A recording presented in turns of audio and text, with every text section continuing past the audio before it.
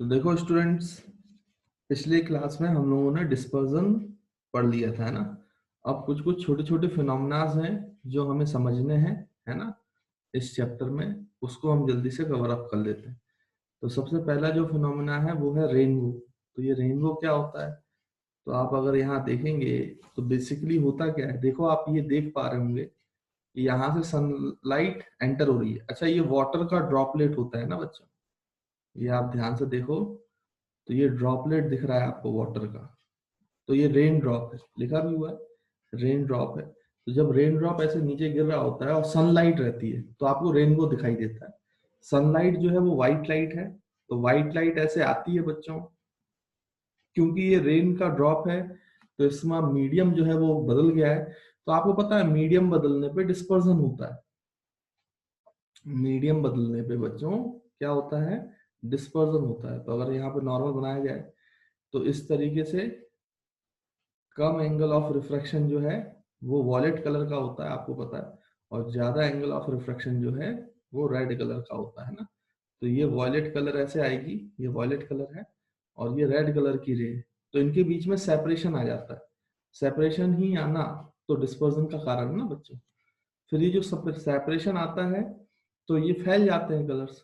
फिर यहाँ पर ड्रॉप में दूसरी तरफ अब क्योंकि रे कहाँ से कहाँ जा रही है बच्चों? डेंसर मीडियम से रेयर मीडियम। तो याद करो, आपको टोटल इंटरनल रिफ्लेक्शन पढ़ाया गया था। तो ये रेयर मीडियम है लाइट में और ये डेंसर मीडियम।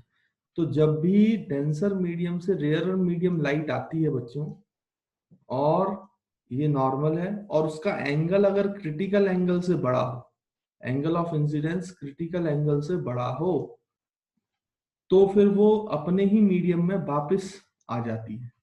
इसी फिनोमेना को हम बोलते हैं, फिर रिफ्रैक्शन नहीं होता है भाई। अगर आप डेंसर मीडियम से एक रेयरर मीडियम में रे फेंक रहे हो और मान लो ये एंगल जो है बच्चों क्रिटिकल एंगल है आई, तो जो रिफ्लेक्टेड रे है वो ऐसे हो जाती थी बिल्कुल पैरेलल टू सरफेस, मतलब 90 डिग्री का एंगल ऑफ रिफ्लेक्शन बनता है। अगर angle of incidence critical angle के बराबर है तो 90 डिग्री का रिफ्रैक्शन होता था। और अगर angle of incidence critical angle से कम है तो फिर रिफ्रैक्शन होता है। लेकिन अगर angle of incidence critical angle से ज्यादा है तो वापस से जो रे है वो डेंसर मीडियम में ही आ जाती है। उसको हम बोलते हैं टोटल इंटरनल रिफ्लेक्शन। इस फिनोमेना को हम बोलते हैं TIR, है ना। तो बच्चों ये मैंने आपको रिफ्रैक्शन वाले चैप्टर में बताया था। और इसको निकालने का तरीका होता था क्रिटिकल एंगल हो कि sine IC is equals to refractive index of rare medium upon refractive index of denser medium. ये फॉर्मूला होता था क्रिटिकल एंगल को निकालने का। जो रेयर मीडियम का रिफ्रैक्टिव इंडेक्स से डिवाइड करते थे डेंसर मीडियम का रिफ्रैक्टिव इंडेक्स और साइन IC के बराबर कर देते थे। ये स्नेल्स लॉ से आया हुआ है। तो यहाँ पे क्रिटिकल एंगल की वैल्यू आपको किसी भी पेयर ऑफ मीडिया के लिए मिल जाएगी, है ना। तो आई होप आपको क्लियर होगा। तो वैसे यहाँ पे होता है जब ये दोनों कलर्स क्या हो गए हैं बच्चों? सेपरेट हो गए हैं, इनके बीच में एंगल आ गया है, डेविएशन आ गया। तो फिर ये दूसरी सरफेस पे जब ये डेंसर से रेयर जाते हैं, क्योंकि वाटर मॉलिक्यूल का जो मीडियम है वो तो डेंसर मीडियम कहलाएगा, उसका रिफ्रैक्टिव इंडेक्स ज्यादा होता है। और बाहर एयर है तो एयर का रिफ्रैक्टिव इंडेक्स कम होगा, सबसे कम एयर का होता है। तो यहाँ पे जैसे ये टकराता है तो डेंसर से रेयर जा रही है। तो क्या होता है कि यहाँ पे जो एंगल ऑफ इंसिडेंस होता है बच्चों इस तरीके से, वो क्रिटिकल एंगल से बड़ा हो जाता है। फिर ये TIR होते हैं। जब ये TIR करते हैं तो ये वाली आपकी रेड रे थी और ये आपकी वॉयलेट रे थी। उसके बाद फिर ये एक और रिफ्रैक्शन करते हैं यहाँ पर भाई। जब वो कहाँ से पास करते हैं बच्चों? जब वो फिर से ड्रॉप से डेंसर से रेयर, तो फिर वो क्या होता है कि क्रिटिकल एंगल से कम एंगल बनता है। तो यहाँ से वापस से पास होते हैं तो फिर से इनके बीच में सेपरेशन आ जाता है। तो फिर और ज्यादा फैल जाते हैं। तो आपको क्लियर कट एक क्या दिखाई देता है बच्चों आसमान में?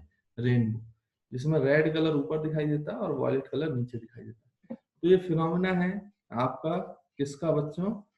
रेनबो का, है ना। तो इस तरीके से पहले रिफ्रैक्शन होता है, रिफ्रैक्शन के दौरान डिस्पर्जन होता है, फिर एक बार TIR होता है, फिर एक बार और रिफ्रैक्शन होता है। और रे जब बाहर आती है तो उनमें सेपरेशन बहुत ज्यादा बढ़ जाता है। सेपरेशन बढ़ने की वजह से आपको आसमान में कलर्स दिखाई देते हैं, सातों कलर्स। रेनबो, इंद्रधनुष उसी को तो बोलते हैं। तो ये फिनोमेना है रेनबो को देखने का, रेनबो के बनने का। तो यहाँ पे देखो लिखा भी हुआ है, when you see the beauty of a rainbow you are experiencing a combination of certain optical phenomena. तो कई सारे ऑप्टिकल फिनोमेना का कॉम्बिनेशन है ये रेनबो जो होता है। दीज फिनोमेना आर डिस्पर्जन, तो पहले डिस्पर्जन होता है, फिर रिफ्रैक्शन भी होता है इसमें, एंड रिफ्लेक्शन, और TIR के थ्रू रिफ्लेक्शन भी होता है। What type of prism are present in atmosphere which create the dispersion effect? तो अगर ये पूछा जाए कि भाई आसमान में एटमॉस्फेयर में कौन से पार्टिकल्स हैं जो प्रिज्म की तरह बिहेव कर रहे हैं, जो डिस्पर्जन करवा रहे हैं, तो we know that rainbow is only seen in rainy season. तो रेनबो तो कब दिखा जाता है बच्चों? रेनी सीजन में दिखाया जाता है ना। तो इसलिए वाटर ड्रॉपलेट्स जो होती है, water drops, rain drops, act as a small prism. तो यही प्रिज्म की तरह काम करती है, जो व्हाइट लाइट को स्प्लिट करने का काम करती है। When sunlight enters the water droplets, dispersion, that is first refraction, फिर total internal reflection and again refraction occurs. तो इस तरीके से डिस्पर्जन अकर होता है, causing different colours in sunlight to refract. तो डिफरेंट डिफरेंट कलर्स अलग अलग तरीके से रिफ्रैक्ट करते हैं at different angles. This result in the formation of rainbow. तो आपको रेनबो के बारे में इतना लिखना है, बाकी फिनोमेना आपको समझा ही दिया है, और एग्जाम में अगर पूछा जाता है तो आपको ये डायग्राम बना के आना है। तो आई होप आपको जो रेनबो का फिनोमेना है बच्चों वो क्लियर हुआ है ना। तो ये आपको रेनबो एक्सप्लेन करना है इतना, तो डायग्राम जरूर आप बना ले, है ना। बाकी इसके बाद हम नेक्स्ट फिनोमेना पे चलते हैं। तो देखिए बच्चों, रेनबो के बाद जो बड़ा ही इंपॉर्टेंट फिनोमेना है वो है स्कैटरिंग ऑफ लाइट, है ना। अब स्कैटरिंग ऑफ लाइट क्या होता है पहले हम समझते हैं, फिर पढ़ तो लेंगे, उसमें कोई दिक्कत है नहीं। तो होता क्या है कि जैसे ये सनलाइट है, ये सनलाइट आ रही है बच्चों आपकी, है ना, एटमॉस्फेयर में जैसे इंटर होंगे, तो हमारे एटमॉस्फेयर में बहुत छोटे छोटे छोटे छोटे छोटे पार्टिकल्स हैं, वाटर वेपर्स हैं, नाइट्रोजन के पार्टिकल्स हैं, ऑक्सीजन के पार्टिकल्स हैं। तो ये जो पार्टिकल्स हैं अगर ये comparable to wavelength of light है, मान लीजिए वेवलेंथ ऑफ लाइट लैम्डा है, और अगर इनकी साइज ऑफ पार्टिकल, जो पार्टिकल की अगर जो साइज होती है ना बच्चों, ये कंडीशन है, ये अभी नहीं, आप हाइयर क्लासेस में पढ़ेंगे, इसको रिले क्राइटेरिया बोला जाता है। खैर नाम से हमें कोई लेना देना नहीं है, आप तो इतना याद रखें कि जब जब ये जो साइज ऑफ पार्टिकल्स होते हैं, यहाँ पे मैंने वेवलेंथ लिख दिया, इसको पार्टिकल्स लिख लिया, जो उसका डायमेंशंस होते हैं पार्टिकल के ना, वो इतने छोटे हों कि वो वेवलेंथ ऑफ लाइट के बराबर हो। अगर वो वेवलेंथ ऑफ लाइट के बराबर है तो क्या होता है, फिर मैं आपको वो बताता हूँ। Size of particle, size of particle in atmosphere, in atmosphere, in atmosphere is comparable to, comparable to wavelength of light, comparable to wavelength of light. तो अगर वो लाइट के वेवलेंथ के कंपेरेबल है, साइज जो है पार्टिकल का, एटमॉस्फेयर में जो हमारे पार्टिकल्स हैं अगर उनकी साइज जो है मतलब जिस भी वेवलेंथ के कंपेरेबल है, तो जब उस वेवलेंथ की लाइट रे आती है बच्चों, तो होता क्या है, इस मॉलिक्यूल जो है इसको एब्जॉर्ब कर लेता है। कैसे एब्जॉर्ब करता है इसको भी समझे, मैं आपको पूरा फिनोमेना समझाता हूँ। एक्चुअली आप जानते हो कि जो भी मॉलिक्यूल्स हैं, पार्टिकल्स हैं, उनमें एक सेंटर में न्यूक्लियस होता है, एटॉमिक स्ट्रक्चर पढ़ा ही हुआ है आपने 9th में। और उसके चारों तरफ कौन घूमता है बच्चों? इलेक्ट्रॉन्स। ऐसे घूमता है, ऐसे ऐसे इलेक्ट्रॉन्स घूमता है ना। तो शायद आपने पढ़ा हो, नहीं पढ़ा हो तो मैं आपको बता दूं, जो फर्स्ट ऑर्बिट होता है वेरी क्लोज टू जो न्यूक्लियस, जो फर्स्ट ऑर्बिट होगा, वहां पे एनर्जी सबसे कम होती है, तो इसको ग्राउंड स्टेट कहा जाता है बच्चों। इलेक्ट्रॉन की एनर्जी सबसे कम फर्स्ट स्टेट पे होती है, उसको ग्राउंड स्टेट बोलते हैं। और उसके बाद जो स्टेट हैं, जो ऑर्बिट्स हैं, वहां पे एनर्जी हाई होती है, तो इसको फर्स्ट एक्साइटेड स्टेट बोला जाता है, इसको सेकंड एक्साइटेड स्टेट बोला जाता है। मतलब इसमें एनर्जी ज्यादा है तो इनको एक्साइटेड स्टेट्स बोलते हैं। जितने ऊपर जाता जाएगा ऑर्बिट में इलेक्ट्रॉन, उसकी एनर्जी उतनी ही बढ़ती जाएगी, है ना।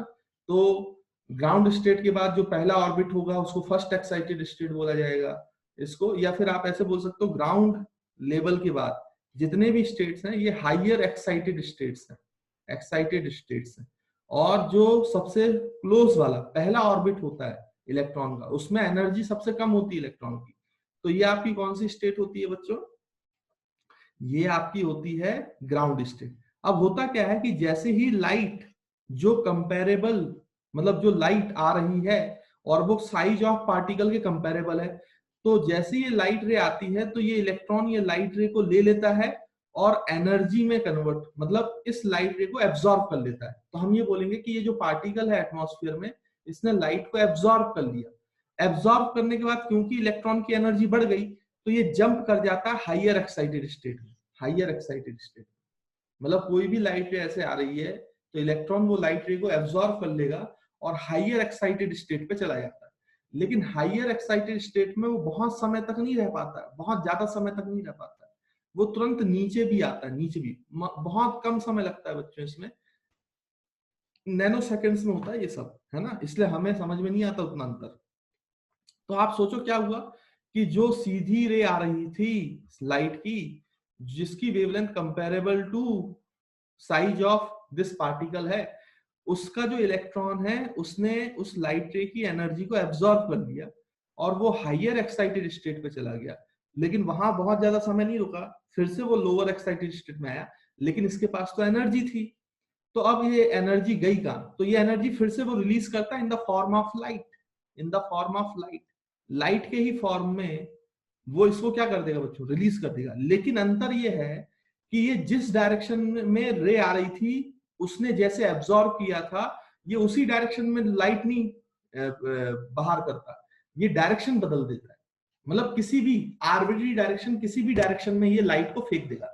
अच्छा, जो मॉलिक्यूल्स उसमें एक दो इलेक्ट्रॉन तो है नहीं, एक इलेक्ट्रॉन तो है नहीं, ऐसे कई सारे इलेक्ट्रॉन है। तो मान लो कुछ एनर्जी इस इलेक्ट्रॉन ने भी ली, तो ये अपने हाइयर एक्साइटेड स्टेट में चला गया। जब ये लोअर गया तो इसने कहीं इस डायरेक्शन में लाइट को क्या कर दिया बच्चों? ट्रांसमिट कर दिया।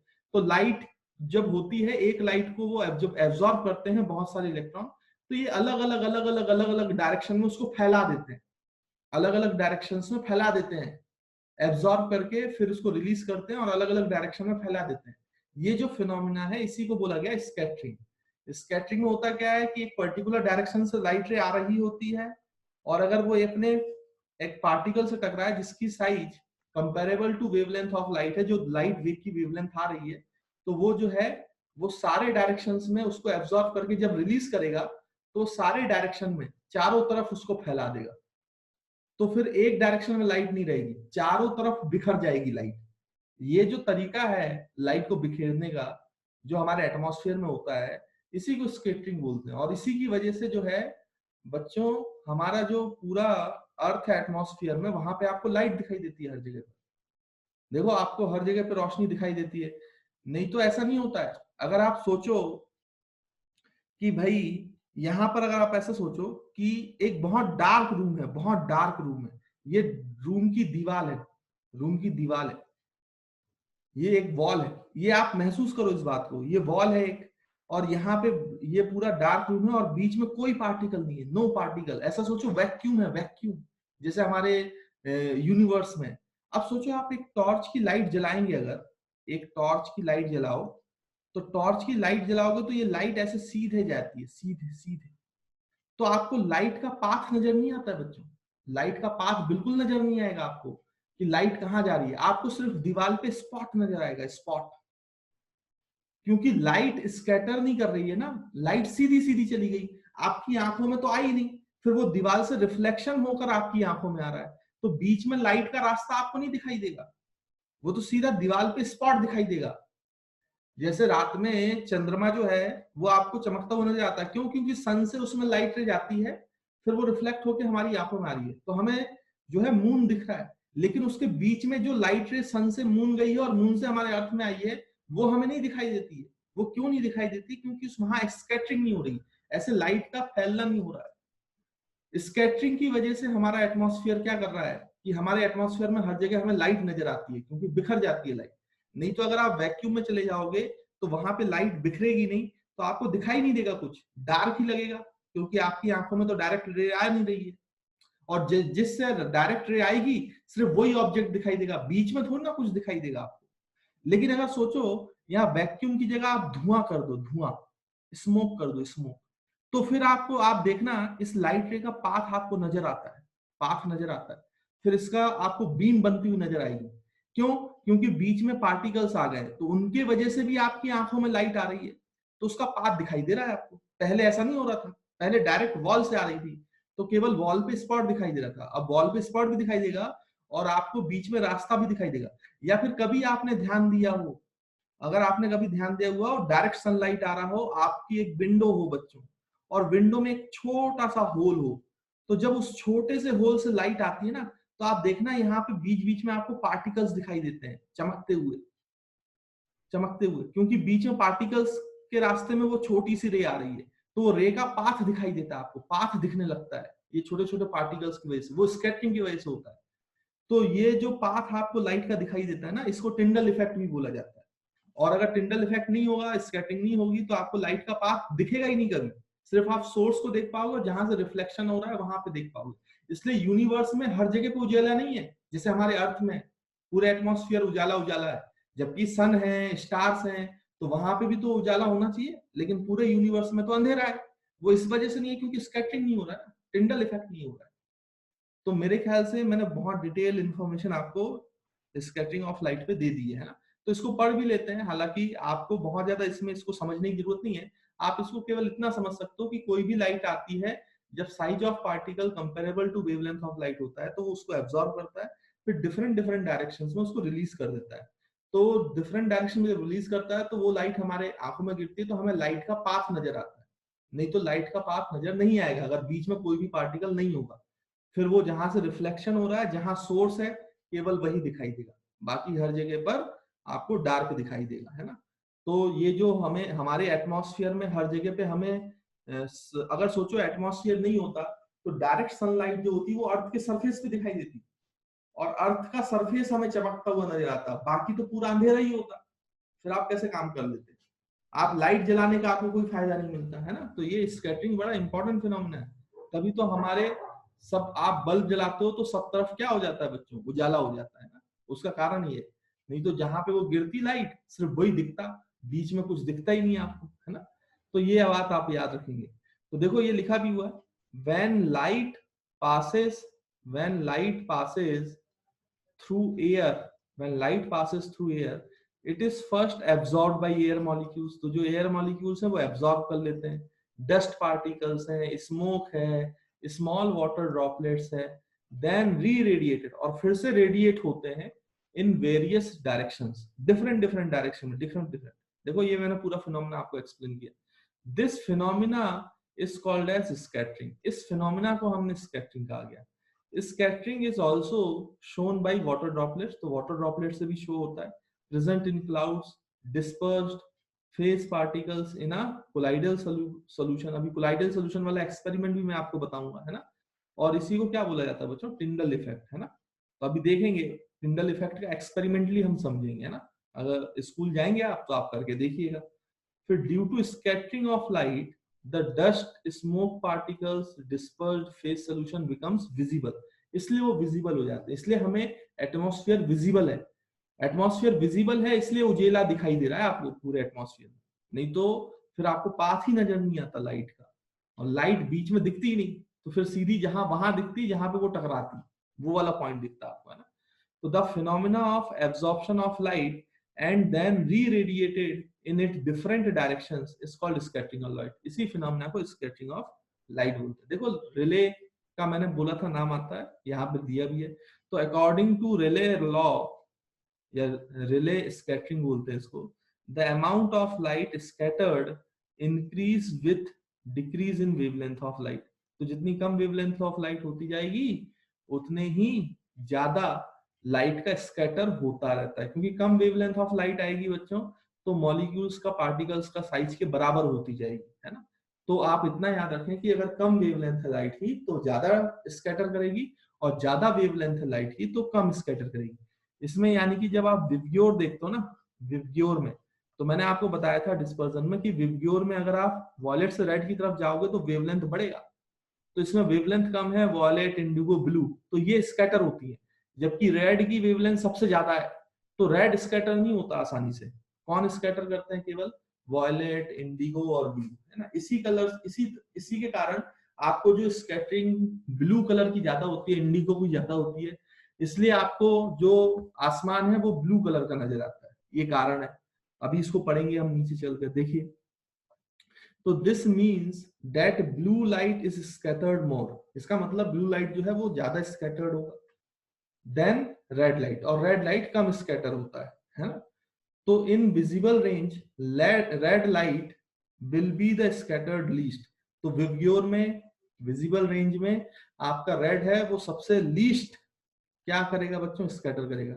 With the knowledge of scattering of light and release law a number of observation can be explain. तो ये रिले लॉ से और स्कैटरिंग के फिनोमेना से आप बहुत सारे क्या एक्सप्लेन कर सकते हो बच्चों? फिनोमेना। तो वन बाई वन करके हम उनको एक्सप्लेन करते हैं नीचे। तो जल्दी से बच्चों इसको देख लो, समझ लो, फिर हम फिनोमेना एक्सप्लेन करते हैं इस पे इसके बेसिस पे जो भी है ना। तो मैंने आपको सारी कंडीशंस यहाँ पे स्कैटरिंग से रिलेटेड समझा दी। तो चलिए बच्चों, अब हम आगे बढ़ते हैं। तो ड्राइंग मैंने क्लियर कर दी है। नीचे देखें, जो फिनोमेनाज हम बोल रहे थे उसको पढ़ते हैं जल्दी से, देखें।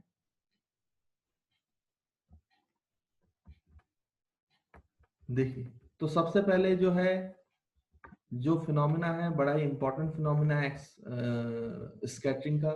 जैसे मैंने आपको बताया था कि स्काई लुक्स ब्लू, तो स्काई का ब्लू दिखना ये भी स्कैटरिंग की वजह से है ना। तो देखो यहाँ पे लिखा हुआ है, when sunlight travels from earth atmosphere, जब सनलाइट जो है अर्थ एटमॉस्फेयर से ट्रेवल करता है तो ब्लू लाइट इज स्कैटर्ड। क्योंकि मैंने आपको बताया कि सबसे कम वेवलेंथ वाली लाइट ज्यादा स्कैटर करती है सबसे ज्यादा वेवलेंथ लाइट के मुकाबले।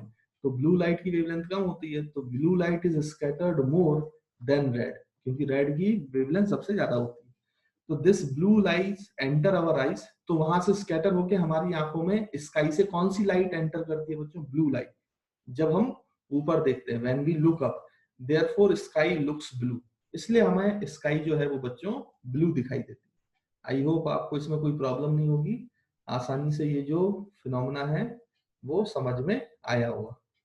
तो यहाँ पे देखो, इसके आगे और इसके बारे में अगर हम पढ़ें, जो नेक्स्ट फिनोमेना है वो है बच्चों क्या, कि सन लुक्स रेड एट सनराइज और सनसेट। तो जो सन है बच्चों वो रेड दिखाई देता है आपका, कहाँ पर? सनसेट में और सनराइज में। तो उसका कारण क्या है भाई? उसका कारण भी देख लें। तो होता क्या है कि ड्यूरिंग सनलाइट, ड्यूरिंग सनसेट जो सनलाइट है ट्रेवल्स अ लॉन्ग डिस्टेंस, क्योंकि बच्चों ये होराइजन से नीचे से ऊपर आता है, तो जो सन है वो बहुत दूर होता है अर्थ की सरफेस से। जब नून होता है तो सन सबसे पास होता है अर्थ सरफेस के, है ना। तो नून के समय 12, जब 12 बज जाते हैं तो सन सबसे पास होता है, और जब सनराइज और सनसेट होता है तो सन सबसे दूर होता है हमसे, है ना। दूरी बहुत ज्यादा होती है उसकी। तो वहां से जितने भी, क्योंकि बहुत दूर है, लॉन्ग डिस्टेंस है, तो ड्यूरिंग सनसेट जब sunlight travels a long distance through the earth atmosphere, तो लॉन्ग डिस्टेंस ट्रेवल करना पड़ता है उसके अर्थ एटमॉस्फेयर में एंटर करने के लिए, अर्थ के एटमॉस्फेयर में। तो most of the blue light is scatter, तो ब्लू लाइट तो स्कैटर कर गई थी। Most of the blue light scatter, देखो ये डायग्राम दिया है बी वाला, तो स्कैटर कर जाती है, सारी की सारी ब्लू लाइट्स जो है वो स्कैटर कर जाती है। तो बचती कौन सी लाइट है? येलो, रेड, यही सब बचती है। इसमें रेड का इफेक्ट ज्यादा होता है। तो जब आप सन को डायरेक्टली देखते हो तो उससे केवल रेड लाइट ही आप तक पहुंच रही है, इसलिए आपको सन का जो कलर है वो रेड कलर दिखाई देता है। इसलिए जब आप सनसेट या सनराइज में देखते हो तो सन आपको लाल दिखाई देता है। तो most of the blue light is scattered, white light from which blue light has been remove. तो वो कैसा लुक होता है बच्चों? लुक्स रेड और येलो कलर। इसलिए आपको रेड और कुछ मिक्सअप करेंगे तो येलो कलर दिखने लगता है। इसलिए सन की जब आती है तो जो लोअर वेवलेंथ है ब्लू कलर्स की वो स्कैटर कर जाती है, तो बस्ती कौन सी है बच्चों? रेड कलर, येलो कलर, तो वही हमें दिखाई देता है ना। तो ये बात आप याद ध्यान रखिएगा, ठीक। तो ये भी मेमोराइज करें, मेमोराइज वाले पॉइंट में, कि सिंस ब्लू कलर का जो वेवलेंथ है वो रेड कलर की वेवलेंथ से कम है, तो ब्लू कलर जो है वो स्कैटर करेगा ज्यादा, more as compare to red colour के मुकाबले, है ना। तो आई होप आपको ये जो सेकंड फिनोमिना है कि सन लुक्स रेड एट सनसेट और सनराइज, तो सनसेट में भी यही होता है, ये बात आपको क्लियरली समझ में आई होगी बच्चे, ठीक है। तो इसके बाद और आगे बढ़ते हैं स्टूडेंट्स, देखिए। तो थर्ड है क्लाउड्स लुक वाइट। तो जो क्लाउड्स हैं वो वाइट नजर आते हैं आपको, उसका कारण क्या है? The concentration of water droplets is height. जो वाटर ड्रॉपलेट्स की कंसंट्रेशन है बच्चों वो बहुत हाई होती है in clouds, and size of water droplet is large, और वाटर ड्रॉपलेट की साइज भी लार्ज होती है बाकी मॉलिक्यूल्स के कंपैरिजन में, enough to scatter all the wavelengths easily. तो वो सारी वेवलेंथ्स स्कैटर कर सकता है, क्योंकि रेड लाइट की वेवलेंथ के कंपेरेबल भी हो जाता है वो। तो therefore when we look at clouds, तो जब हम क्लाउड्स को देखते हैं तो light of all wavelength enters our eyes, क्योंकि ये सारी कलर्स की वेवलेंथ को, सारी कलर्स की लाइट को स्कैटर करता है, तो हमारी आंखों में भी सारे कलर्स आते हैं, और सारे कलर्स आते हैं तो मिक्स होकर वो व्हाइट बना देते हैं। तो light of all the colours all wavelengths enter our eyes and the cloud appears white, इसलिए हमें क्लाउड जो है वो व्हाइट अपीयर होता है। आई होप आपको इसमें भी कोई दिक्कत नहीं है, ये भी आपको चीजें समझ में आती हैं। फिर उसके बाद फोर्थ फिनोमिना है sky looks dark to the astronaut. जो मैं आपको बता रहा था, एस्ट्रोनॉट्स को स्काई जो है वो डार्क नजर आती है, जो स्पेस है यूनिवर्स का वो डार्क नजर आता है ना। और to passenger flying at higher altitude, और जो बहुत ऊपर एटमॉस्फेयर के ऊपर हायर एल्टीट्यूड में पैसेंजर फ्लाई कर रहे हैं उनको स्काई डार्क नजर आती है। क्यों? मैंने बताया, वहां पे कोई पार्टिकल नहीं, तो कोई स्कैटरिंग ही नहीं होती। This is because there is no atmosphere at such height. On earth sky looks blue. तो अर्थ पे रहते हुए एटमॉस्फेयर है इसलिए ब्लू दिखाई दे रहा है, because of scattering of light, जो मैंने आपको बताया। If there would have been no atmosphere, अगर कोई एटमॉस्फेयर ही नहीं होता अर्थ पर, on earth, the sky would have appeared black from earth also. तो अर्थ से भी स्काई जो है वो ब्लैक ही नजर आती, फिर आपको ब्लू या ऐसा उजेला नजर नहीं आता जो अभी आपको नजर आता है। इसका मेन सबसे बड़ा कारण है स्कैटरिंग, है ना। तो आई होप आप स्कैटरिंग के जो फिनोमिना हैं उनको अच्छे से समझ पा रहे हैं। चलिए और आगे अगर हम बढ़े तो इसके और बढ़िया एग्जांपल्स हैं फिनोमिनास के, देखिए क्या है वो। अगर हम और बढ़े आगे तो यहाँ पे देखो बच्चों, जो फिफ्थ वाला है ये भी बड़ा इंपॉर्टेंट है जो यूज किया जाता है। तो इसमें क्या होता है कि डेंजर जो सिग्नल्स होते हैं, डेंजर सिग्नल्स आर रेड। तो जितने भी डेंजर सिग्नल्स होते हैं उनको रेड कलर का बनाया जाता है, because red light is scattered least. क्योंकि आपको पता है रेड लाइट जो है वो सबसे कम स्कैटर होती है, तो कोई दूर से by the atmosphere, therefore it can travel larger distance, इसलिए वो बहुत ज्यादा डिस्टेंस ट्रेवल कर सकता है विथ एप्रिशिएबल इंटेंसिटी।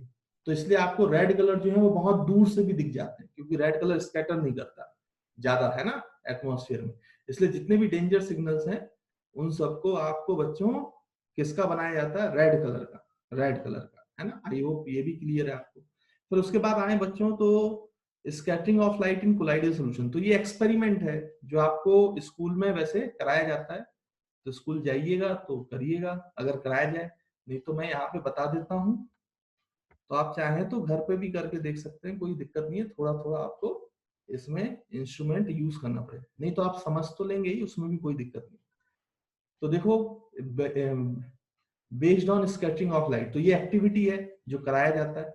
तो होता क्या है बच्चों कि यहाँ पे एक लेंस रख दिया जाता है, उसके फोकस में आपने एक सोर्स रख दिया, लाइट का सोर्स रख दिया। तो जब ये लाइट का सोर्स रखते हो तो ये ऐसे रेस जाएगी, फोकस में है, तो लेंस से निकलने के बाद कैसी हो जाएगी बच्चों? ये व्हाइट लाइट पैरेलल हो जाएगी, पैरेलल, क्योंकि फोकस में रखोगे तो लाइट जो है वो पैरेलल हो जाती है ना निकलने के बाद। फिर ये पैरेलल लाइट आप एक पानी मतलब डिस्टिल्ड वाटर ले लो आप, जिसमें बच्चों बिल्कुल भी वो नहीं हो, है ना, पार्टिकल्स नहीं हो, बिल्कुल डिस्टिल्ड वाटर अगर हम लेंगे तो उससे पास कराएंगे तो आपको इस वाटर में कुछ भी नजर नहीं आएगा पहले तो। और उसके बाद फिर आप यहाँ पे देखोगे तो एक कार्डबोर्ड लगा लो और यहाँ से फिर लेंस लगा लो, तो पैरेलल लाइट आ रही है, तो फिर फोकस पे आप एक स्क्रीन रख दो, है ना बच्चों। तो यहाँ पे स्क्रीन रख दोगे तो आपको स्पॉट दिखाई देगा। तो यहाँ पे जब आपको स्पॉट दिखाई देगा, जब यहाँ पे कोई भी आपने इसमें पार्टिकल्स नहीं मिलाए पानी में, तो ये व्हाइट स्पॉट दिखाई देता है, व्हाइट स्पॉट, यानी यहाँ पे स्कैटरिंग हुई नहीं होती। लेकिन जैसे ही आप इसमें थोड़ा सा नमक घोल दें, थोड़ा सा वो कर दें, कोलाइडल सोल्यूशन बना दें, तो इसमें पार्टिकल्स बन जाएंगे जो comparable to wavelength of light होगा। तो फिर क्या होगा कि जब आप सोर्स को चलाएंगे तो फिर ये पैरेलल लाइट आएगी। तो अब यहाँ पे पार्टिकल्स हैं जो comparable to wavelength of light है in the forms of colloids, है ना, केमिस्ट्री में आपने पढ़ा होगा कोलाइडल सोल्यूशन, तो कोलाइड्स के फॉर्म में है। तो ये क्या करेंगे कि ये ब्लू कलर को स्कैटर कर देते हैं, स्कैटर। तो ब्लू कलर तो यहाँ से पूरी लाइट से क्या कर जाता है बच्चों, स्कैटर। तो जब लाइट रे आगे आगे फर्दर प्रोसीड करती है तो यहाँ पे तो केवल रेड येलो कलर बचे हैं। तो फिर जब ये कार्डबोर्ड से ऐसे पास होते हैं और जब स्पॉट बनता है तो इसमें व्हाइट स्पॉट नहीं बनता है, व्हाइट स्पॉट नहीं बनता है यहाँ पे, क्योंकि ब्लू कलर, इंडिगो, ये सब क्या हो चुके होते हैं, स्कैटर। तो यहाँ पे रेड स्पॉट या रेड या येलो का मिक्सचर, इस तरीके का स्पॉट दिखाई देगा, जो प्रूफ कर रहा है कि ब्लू कलर जो है वो स्कैटर हो गया है ना। देखो इसको आप चाहे तो पढ़ भी ले एक बार जल्दी से। Plays a strong source of white light as at the focus of convex lens L1, ये L1 lens है. The diverging of light from S passing through L1 becomes parallel to principal axis of L1. तो parallel to principal axis हो जाएगी L1 के.